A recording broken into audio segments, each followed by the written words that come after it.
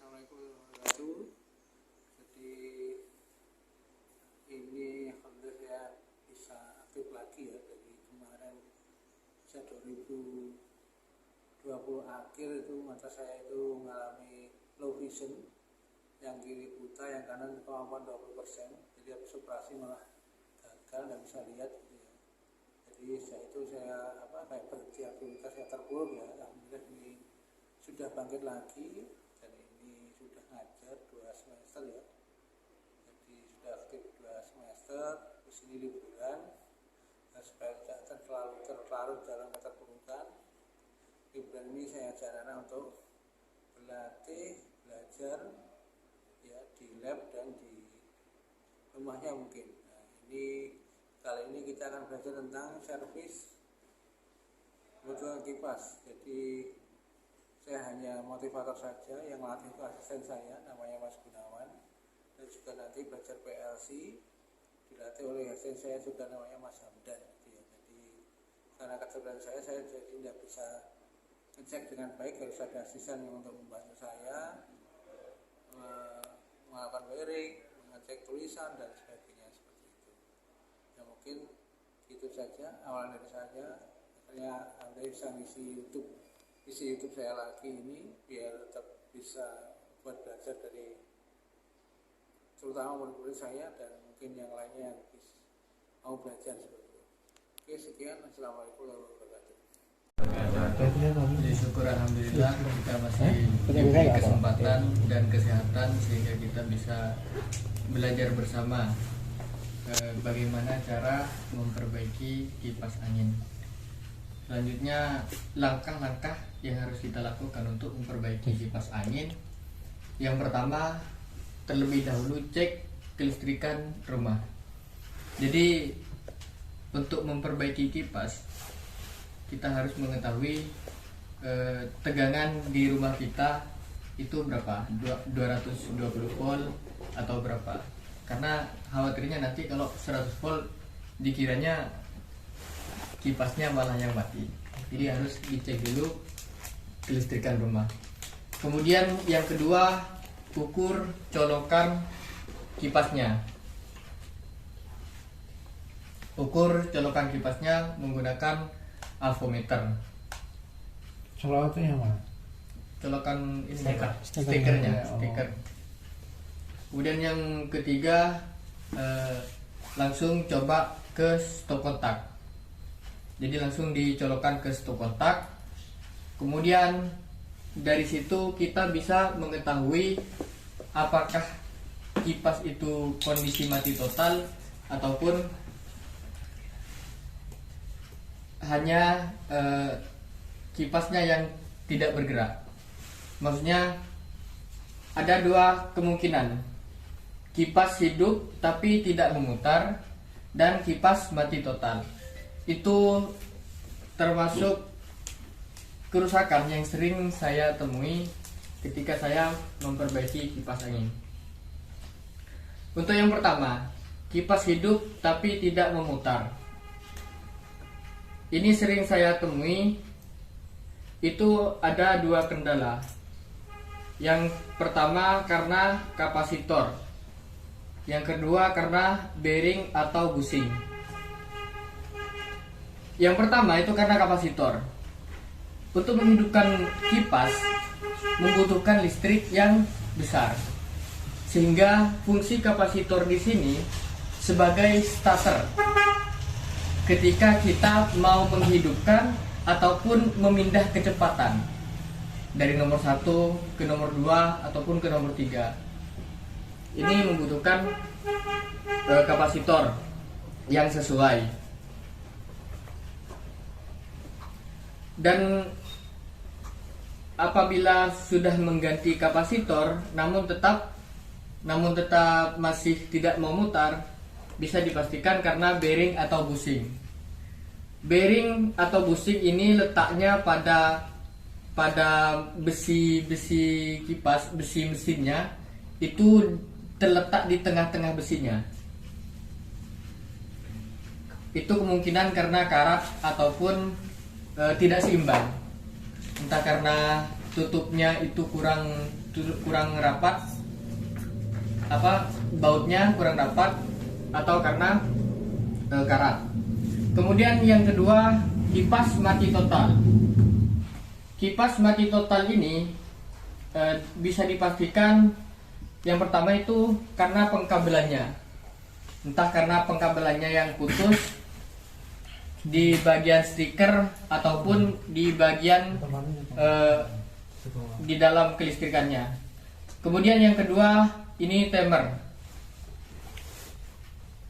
Saya belum pernah menemukan timer rusak, tapi kalau timer rusak bisa diganti langsung ataupun disambung langsung ataupun diganti. Kemudian yang ketiga itu karena sikring. Ini yang paling fatal, kerusakan mati total. Karena sikring, kenapa fatal? Karena harus bongkar mesinnya. Artinya harus membuka setiap kawatnya itu. Kemudian yang nomor 4, lilitan terbakar. Ini juga yang paling fatal. Selain sikring putus, itu juga karena lilitan terbakar. Itu mungkin disebabkan karena panas berlebihan ataupun karena lonjakan listrik yang terlalu besar. Itu. Kurang lebih seperti itu langkah-langkah bagaimana cara memperbaiki kipas angin. Mungkin selanjutnya langsung ke prakteknya ya Pak. Iya. Selanjutnya itu apabila kelistrikan di rumah atau listrik di rumah itu sudah sesuai, maksudnya sudah 220 volt, langsung kita ukur di bagian stikernya menggunakan multimeter. Cara mengukurnya itu menggunakan pengali ohm, kemudian diukur seperti ini.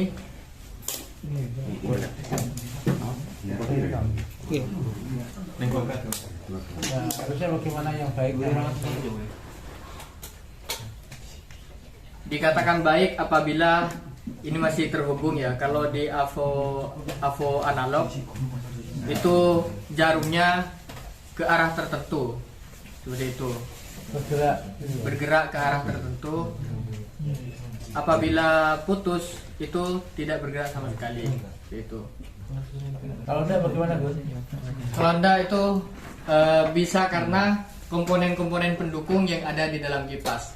Entah itu pengatur kecepatan, entah itu dari gulungannya ataupun dari switch otomatisnya itu, ataupun ada tombol-tombol untuk menghidupkan kipasnya. Kalau gerak? Kalau bergerak itu menuju arah tertentu, Pak. Maksudnya kita gimana? Itu berarti bagaimana? Baik, berarti kondisi kipas itu masih baik. Artinya gulungannya itu masih kondisi baik. Oh, gulungannya tidak terbakar ya? Terus untuk mengetahui itu kan ada pengatur kecepatan antara nomor 1, nomor 2 dan nomor 3 ya kan? Ya. Nah, untuk mengetahui nomor 1 apakah kondisi terputus atau nyambung kawatnya, terus nomor 2 dan nomor 3 itu dicoba satu persatu ini. Terus kecepatannya itu diputar. Dari nomor 1 apakah terlihat di sini nilainya? Kemudian diubah ke nomor 2. Untuk pengukuran kawat seperti ini ya teman-teman. Untuk pengukuran kawat ini bisa langsung dari colokan. Jadi untuk mengetahui apakah kawat itu dalamnya putus atau tidak, bisa langsung seperti ini. Terus ini diputar dari nomor 1 ke nomor 2 dan ke nomor 3. Seperti itu. Itu untuk mengetahui kawat terbakar atau tidaknya. Kemudian ada 2 kendala atau 2 kerusakan yang sering terjadi. Yang pertama, kipas hidup tapi tidak memutar. Kemudian yang kedua, kipas mati total. untuk mengetahui keduanya itu, yang pertama kita langsung colokan seperti ini, terus dihidupkan. Nah, ini kan nomor 1, nomor 2, nomor 3 tidak ada respon sama sekali. Coba kita dengarkan, apakah ada getaran atau tidak ada getaran. Kalau masih ada getaran tapi tidak memutar, berarti kemungkinan antara kapasitor atau bearing yang membuat kipas tidak memutar. Itu kerusakannya 2 ya. Berarti kalau ini bergetar, dengung, tapi kipas tidak berputar, berarti kerusakannya ini bisa karena kapasitor ataupun bearingnya. Itu. Kenapa? Karena seperti yang saya jelaskan tadi, untuk menghidupkan mesinnya itu membutuhkan listrik yang besar, sehingga kalau misalnya muatan pada kapasitornya itu kurang, jadi untuk mendorong rotornya itu sulit ya, karena muatannya kecil. Itu.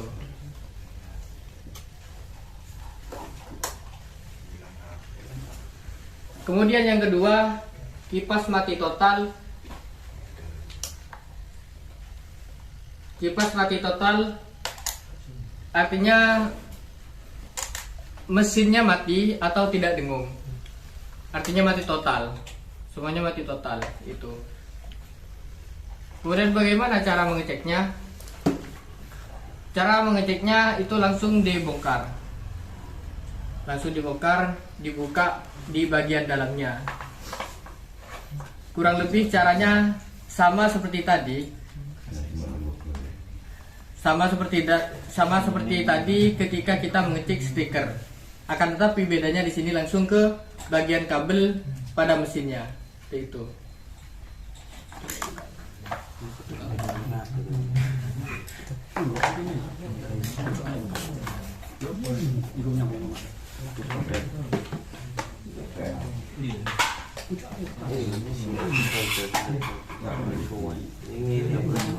Tadi kerusakan yang pertama, kipas hidup tapi tidak memutar. Itu antara kapasitor dan bearing. Bearingnya sebelah sini di bagian dalam mesinnya. Dan yang kedua itu karena kapasitor. Kalau karena kapasitor, teman-teman bisa langsung ganti kapasitornya. Jadi kapasitornya diganti. Ngeceknya kapasitor gimana? Ngeceknya kapasitor hampir sama seperti tadi. Hanya saja itu karena kalau kapasitor ke arah tertentu dan balik lagi, itu kondisi baik. Kalau tidak baik, berarti jarumnya tidak menunjuk ke arah tertentu ataupun tidak menunjuk sama sekali.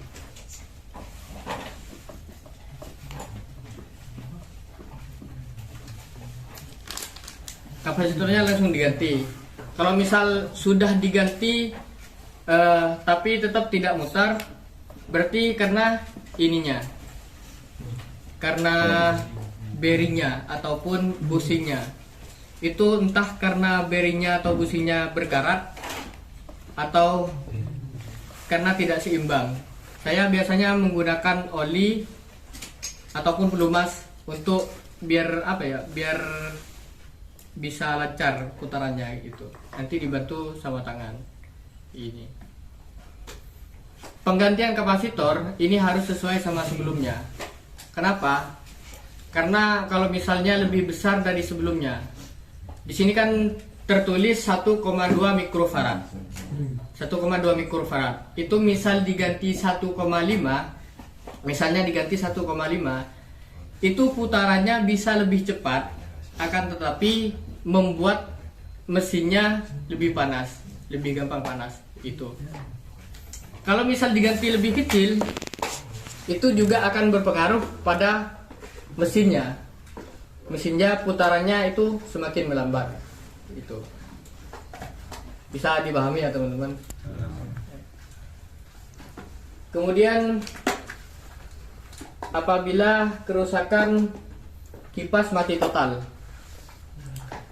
Kipas mati total itu karena pengkabelannya, entah mungkin karena stikernya terus masuk ke bagian pengkabelan, ke kapasitor, terus ke switch kecepatan, ataupun karena switch untuk menghidupkan kipasnya, ataupun karena timer, dan karena sikringnya. Kalau misal pengecekan kabel dalam kondisi semuanya aman, terus kondisi timer semuanya aman, dan switchnya semuanya aman, terus kecepatan kipasnya ini aman, teman-teman tinggal buka ini aja, buka kabel yang menuju ke bagian mesin. Semuanya kabel yang menuju ke mesin itu dibuka. Terus pengukurannya hampir sama seperti yang tadi, hanya saja tadi mengukur tanpa membuka kerangkanya, yang sekarang mengukur langsung melalui kabel bagian dalamnya, seperti itu, untuk mengetahui apakah mesin itu, apakah kawatnya yang di dalam mesin itu putus atau terbakar, apa hanya sebagian yang terbakar itu, yang putus. Lakukan pemotongan kabel. Ini disisihkan sedikit biar biar kalian misal lupa, jadi bisa menandai dengan sedikit potongan itu. Terus diukur satu persatu. Cara mengukurnya sama seperti tadi, kurang lebih seperti ini ya teman-teman.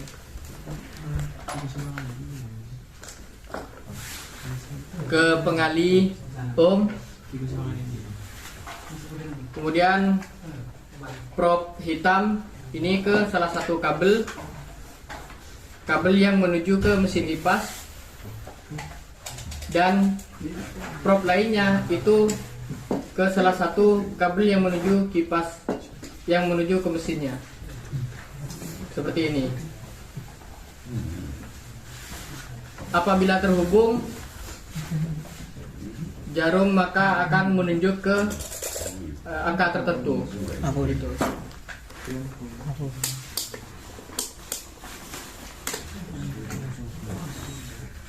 Seperti ini, Bang.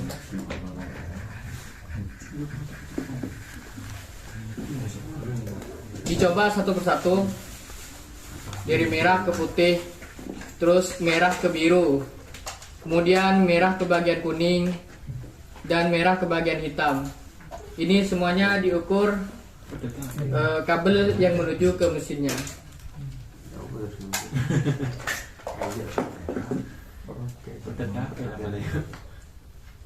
Ini usahakan kalau mengukur harus dilepas dulu, biar nggak terhubung sama yang lain. Jadi bisa ketahuan ini putusnya yang di kabel sebelah mana. Misalnya yang biru yang putus, jadi harus bongkar yang bagian biru itu. Kemudian di dalam spool ini kan ada sikring.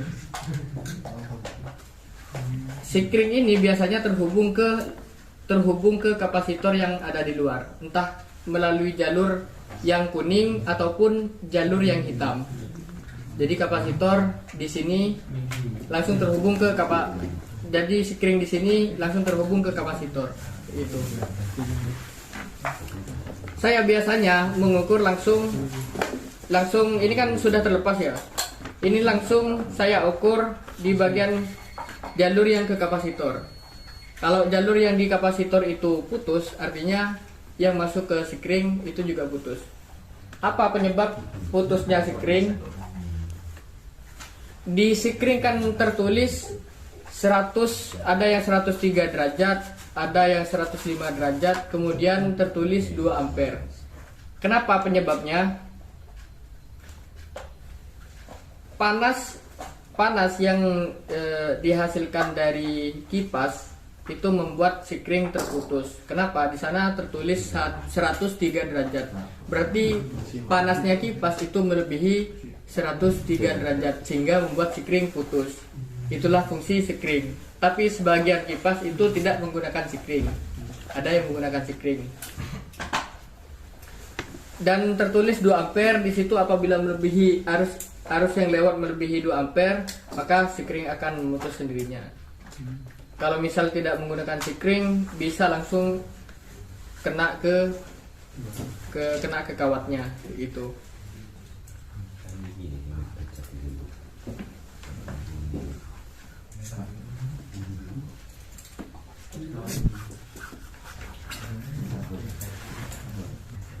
Dua kendala ini harus perlu diingat, ini poin pentingnya. Kipas hidup tapi tidak mutar, itu bisa karena kapasitor atau bearingnya. Tapi yang sering saya temukan itu karena kapasitornya. Itu entah karena muternya lambat ataupun muternya itu harus dibantu dengan tangan, ataupun tidak muter sama sekali. Tapi yang intinya indikatornya yang menjadi indikator adalah mesinnya hidup, hanya saja tidak mutar. Itu pakai ke kapasitor. Kalau misal mati total itu pasti karena pengkabelannya, kelistrikannya, terus bagian kecepatan atau timernya. Paling fatal itu karena terbakar kipasnya, atau enggak sikringnya yang terbakar gitu. Ini poin pentingnya ya teman-teman. Kipas hidup tapi tidak memutar, kemudian kipas mati total.